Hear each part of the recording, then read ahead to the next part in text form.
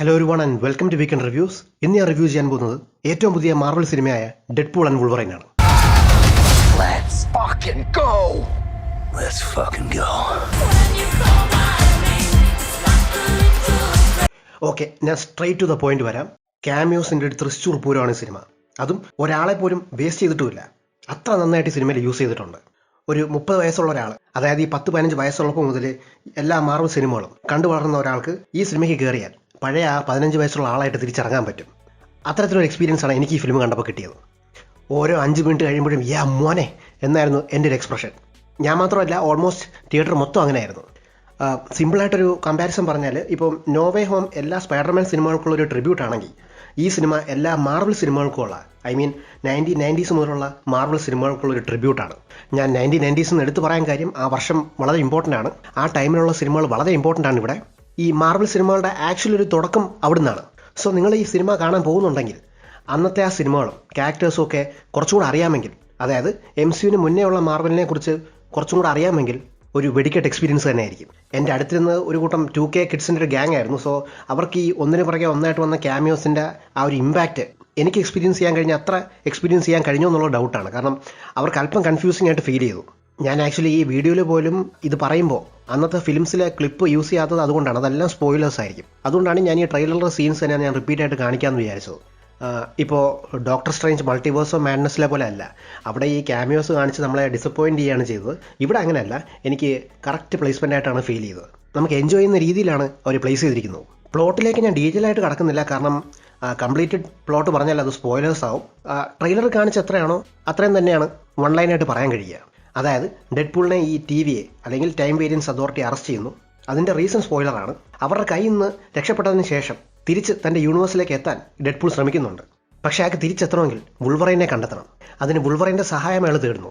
അതിൻ്റെ റീസൺ സ്പോയിലറാണ്. പക്ഷേ ഇവർക്ക് രണ്ടുപേർക്കും ഒരുമിച്ച് നിൽക്കേണ്ടി വരുന്നു. അവർ വന്നെത്തുന്ന സ്ഥലത്ത് അവർക്ക് നേരിടേണ്ടി വരുന്നത് കസാൻഡ്ര നോവ എന്ന മ്യൂട്ടൻറ്റും അവരുടെ സഹായികളെയുമാണ്. പിന്നീടുള്ള ഫിലിം എങ്ങനെ അവർ കസാൻഡ്ര നോവയെ നേരിടും, അവരുടെ യൂണിവേഴ്സിൽ എങ്ങനെ തിരിച്ചെത്തും എന്നൊക്കെയാണ്. ഇനി പോസിറ്റീവ്സിലേക്ക് വന്നാൽ, ഞാൻ മുൻപേ മെൻഷൻ ചെയ്ത പോലെ ഇതിലെ ക്യാമിയോസും അതിൻ്റെ ഒരു ഇമ്പാക്റ്റും അത് തരുന്ന തിയേറ്റർ എക്സ്പീരിയൻസും ഗംഭീരമായിരുന്നു. എസ്പെഷ്യലി ഈ ക്യാമിയോസിനെ എല്ലാവരെയും ചേർത്തൊരു സീക്വൻസ് ഉണ്ട്. അത് ശരിക്കും കൈയടിക്കാനുള്ള ഐറ്റം ഉണ്ട്. ഈ ഫിലിമിൻ്റെ ഓപ്പണിംഗ് സീൻ ഭയങ്കര രസമായിരുന്നു. ഒരു നോൺ ലീനിയർ ഫോർമാറ്റിലാണ് ഫിലിം തുടങ്ങുന്നത്. നല്ല വയലൻ്റ് ആയിരുന്നു. നല്ല രസമായിട്ട് അവർ എടുത്തിട്ടുമുണ്ട്. ആക്ച്വലി സിനിമ 3D ആണെന്ന് പറഞ്ഞപ്പോൾ ഞാൻ വിചാരിച്ചു ഇത് അവർ വെറുതെ ക്യാഷ് പറ്റിക്കാൻ വേണ്ടി 3D കൺവേർട്ടഡ് ആക്കിയെന്നാണ് വിചാരിച്ചത്. പക്ഷെ അങ്ങനെയല്ല.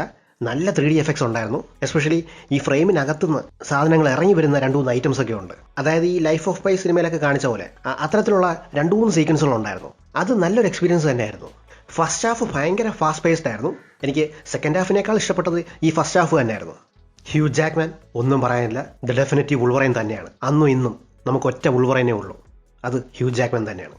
ഇവിടെയും 101% പുള്ളി അത് ഇവിടെ ഇട്ടിട്ടുണ്ട്. ഒരു രക്ഷയില്ല.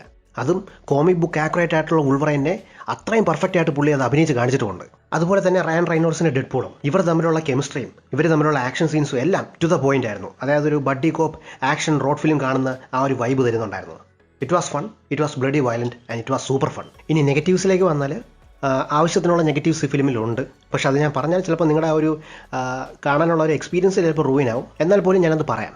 കസാൻഡ്ര നോവ എന്ന വില്ലൻ്റെ ആ ഒരു പ്ലേസ്മെൻറ്റ് ഇവിടെ നല്ലതാണ്. പക്ഷേ അവരുടെ ആ ഒരു പെർഫോമൻസും ആ ഒരു ലുക്കും അത്ര ഒരു പേടിപ്പെടുത്തുന്ന അല്ലെങ്കിൽ ഒരു ഇൻറ്റിമിഡേറ്റിംഗ് ആയിട്ട് നമുക്ക് ഫീൽ ചെയ്യുന്നില്ലായിരുന്നു. ഐ മീൻ കോമിക് ബുക്കിലെ പോലെ ആ ഒരു ഭീകര ലുക്കൊക്കെ ഇവിടെ ഒരു പിടിച്ചിരുന്നെങ്കിൽ കുറച്ചും കൂടി ഒരു ഇമ്പാക്റ്റ് വന്നതിനെന്ന് തോന്നി. ഒരു വില്ലൻ്റെ ലുക്ക് എത്രമാത്രം ഇൻഫ്ലുവൻസ് ചെയ്യും എന്നുള്ളതിൻ്റെ ഒരു എക്സാമ്പിളാണ് ഇവിടെ. സെക്കൻഡ് ഹാഫ് എനിക്ക് അല്പം ഡൗൺ ആയിരുന്നു. എസ്പെഷ്യലി ക്ലൈമാക്സ് അതൊരു ക്ലീഷേ ലെവലിലേക്ക് പോകുന്നു എന്ന് തോന്നി.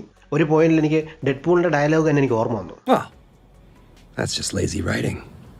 പിന്നെ എല്ലാവരും കാത്തിരുന്ന എൻ ക്രെഡിറ്റ് സീന് ഒന്നും ബിൽഡ് ചെയ്യുന്നില്ലായിരുന്നു.